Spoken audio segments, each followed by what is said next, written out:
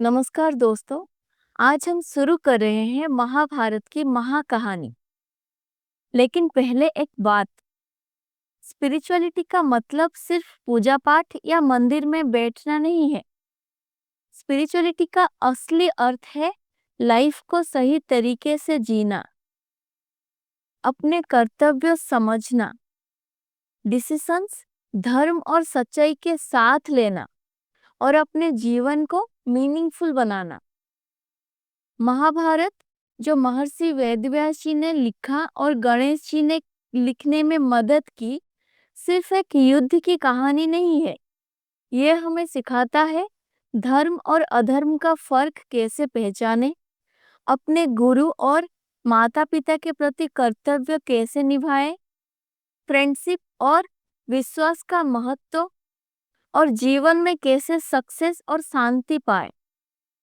और सबसे खास बात, हम इस कहानी से पेरेंटिंग के टिप्स भी सीखेंगे, जैसे कैसे अपने बच्चों को सही संस्कार दें, उनकी डिसीजंस कैसे गाइड करें और उन्हें लाइफ में धर्म और सच्चाई की तरफ कैसे ले जाएं। ये ग्रंथ इतना बड़ा और गहरा है कि इसे पंचम वेद भी कहा जाता है। तो चलिए शुरू करते हैं महाभारत का पहला एपिसोड, राजा शांतनु और माँ गंगा की कहानी से, जहां से हम सीखेंगे कर्तव्य, सैक्रिफाइस और पेरेंटिंग का असली अर्थ। राजा शांतनु हस्तिनापुर के महान और न्यायप्रिय राजा थे। उनकी राजधानी हस्तिनापुर, जो आज के उत्तर प्रदेश में गंगा के किनारे बसी एक महान नगरी थी, धर्म और समृद्धि के केंद्र थी। एक दिन राजा शांतनु शिकार पर निकले। वन में हरियाली थी, मृदंग की तरह कू कू गा रही थी और हिरन खेल रहे थे।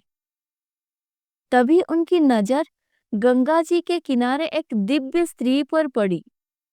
उस स्त्री का रूप ऐसा था जैसे चांदनी ने स्वर्ग से उतरकर भूमि पर जन्म लिया हो। उसकी आंखें शांत और गंभीर थी और चाल धार से बहती गंगा की तरह मधुर। शांतनु तुरंत ही उन पर मोहित हो गए। राजा शांतनु ने उनसे विवाह का प्रस्ताव रखा। गंगा ने मुस्कुराकर कहा, महाराज, मैं आपके साथ विवाह करूंगी, पर एक शर्त है। शांतनु ने कहा, कौन सी शर्त? गंगा ने कहा, मुझे कभी भी किसी भी स्थिति में मेरे कर्मों पर सवाल नहीं करना, चाहे मैं कुछ भी करूं। आप मुझे रोकोगे या टोकोगे नहीं।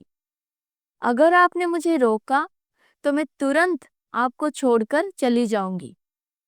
प्रेम में डूबे राजा शांतनु ने बिना सोचे तुरंत शर्त मान ली और दोनों का विवाह हो गया।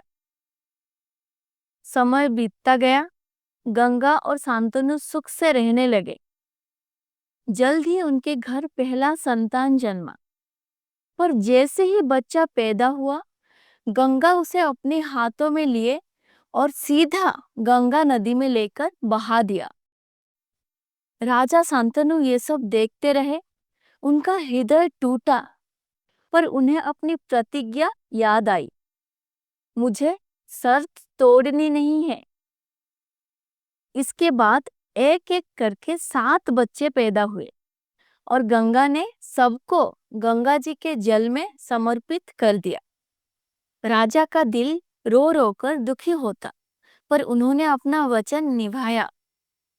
जब 8वां बच्चा पैदा हुआ, तब शांतनु का धैर्य टूट गया। उन्होंने पुकार कर कहा, गंगा, तुम माँ हो, तुम इतने क्रूर कैसे हो सकती हो? तुम मेरे बच्चों को क्यों मार रही हो? ये सुनते ही गंगा ने गहरी सांस ली और कहा, महाराज, आपने मुझे रोका, शर्त तोड़ दी। अब मुझे आपको छोड़ना होगा, पर जाने से पहले मैं आपको सच बताती हूँ। फिर उन्होंने कहा, ये जो बच्चे थे ये अष्टवसु थे, स्वर्ग के देवता। उन्होंने महर्षि वशिष्ठ का श्राप पाया था कि उन्हें मृत्यु लोक में जन्म लेना होगा। मुझे उनकी माँ बनकर उन्हें मुक्ति करना था, इसलिए मैं उन्हें गंगा में समर्पित कर देती थी ताकि वे तुरंत स्वर्ग लौट जाए। और ये 8वां बच्चा, इसका जीवन लंबा है, ये महापुरुष बनेगा, इसमें वीरता और ज्ञान दोनों होगा, ये ही आपका वंश आगे बढ़ाएगा। तब उस बच्चे का नाम रखा गया देवव्रत, जो आगे चलकर दुनिया में भीष्म पितामह के नाम से प्रसिद्ध हुए।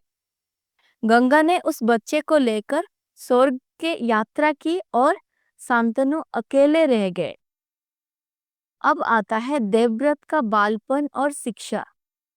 देवी गंगा ने अपने 8वें पुत्र देवव्रत को स्वर्गिक शिक्षकों के पास भेजा। सूर्यदेव ने उन्हें धर्म और सत्य का ज्ञान दिया। बृहस्पति जी ने नीति राजनीति सिखाई। वशिष्ठ और पराशर ऋषियों ने धर्मशास्त्र पढ़ाया। शुक्राचार्य ने शास्त्र और मंत्र का ज्ञान दिया। महादेव के अनुग्रह से देवव्रत ने अस्त्र शस्त्र में महारथी प्राप्त की। परशुराम जी ने देवव्रत को धनुर्विद्या में अपराजित बनाया। देवव्रत शस्त्र विद्या, वेद वेदांग, नीति न्याय सब कुछ में दक्ष हो गए। उनका बल और तेज ऐसा था कि देवता भी उन्हें प्रणाम करते। माँ गंगा ने कहा, बेटा अब तुम अपने पिता के पास जाओ, तुम्हारा भविष्य हस्तिनापुर के लिए निर्धारित है। और तब देवव्रत लौट आए अपने पिता राजा शांतनु के पास। तो इस तरह देवव्रत, जो आगे चलकर भीष्म पितामह कहलाएंगे, अपनी पूरी शिक्षा और ट्रेनिंग के बाद वापस अपने पिता राजा शांतनु के पास लौट आए। राजा शांतनु के हृदय में खुशी और गर्व की लहर दौड़ गई। उन्होंने देखा उनका पुत्र सिर्फ एक योद्धा नहीं, बल्कि धर्म, मर्यादा और कर्तव्य के प्रति समर्पित बन चुका है। और इस प्रकार महाभारत की कहानी शुरू होती है। एक ऐसी कहानी जो हमें सिखाती है वचन और प्रेम दोनों में संतुलन जरूरी है। अगर आप बिना सोचे समझे किसी से प्रॉमिस करते हो, तो एक दिन वो प्रॉमिस आपको और आपके परिवार को दुख दे सकता है। पेरेंट्स को भी अपने बच्चों से बिना सोचे हाँ या ना नहीं कहना चाहिए। समझदारी से डिसीजन लेना चाहिए। पेरेंटिंग में चुप रहना हमेशा सही नहीं। राजा शांतनु चुप रहे और 7 बच्चे गवा दिए। अगर आप अपने बच्चों की गलती पे चुप रहोगे, तो एक दिन वो आपको ही रुलाएंगे। प्यार बिना अनुशासन अधूरा है। राजा शांतनु की तरह कभी कभी हम भी समझौता कर लेते हैं, पर हमेशा वचन और प्रेम के बीच संतुलन जरूरी है। पेरेंटिंग में सबसे ज्यादा ज्ञान है सब्र। शांतनु ने धैर्य रखा और सही समय आने पर सत्य सामने आया। यूथ को ये याद रखना है, हर काम का एक रहस्य होता है जो तुरंत समझ नहीं आता। जल्दबाजी में सवाल करना हमेशा सही नहीं होता। पेशेंस से समय का इंतजार करो। भीष्म जैसे महापुरुष भी एक श्राप के कारण जन्म लेते हैं।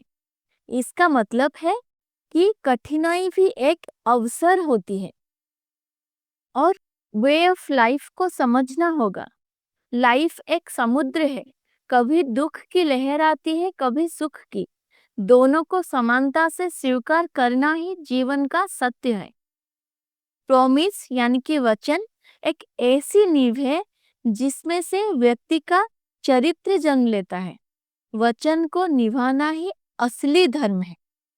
तो दोस्तों, आज के एपिसोड में हमने सुना राजा शांतनु और गंगा की दिव्य कहानी और देवव्रत का जन्म। अगला एपिसोड होगा देवव्रत का बालपन और भीष्म बनने की कहानी, जहां हम देखेंगे कि कैसे एक बच्चा सबसे बड़ा वीर और सबसे बड़ा त्यागी बनता है। तो मिलते हैं अगले एपिसोड पे। जय श्री कृष्ण।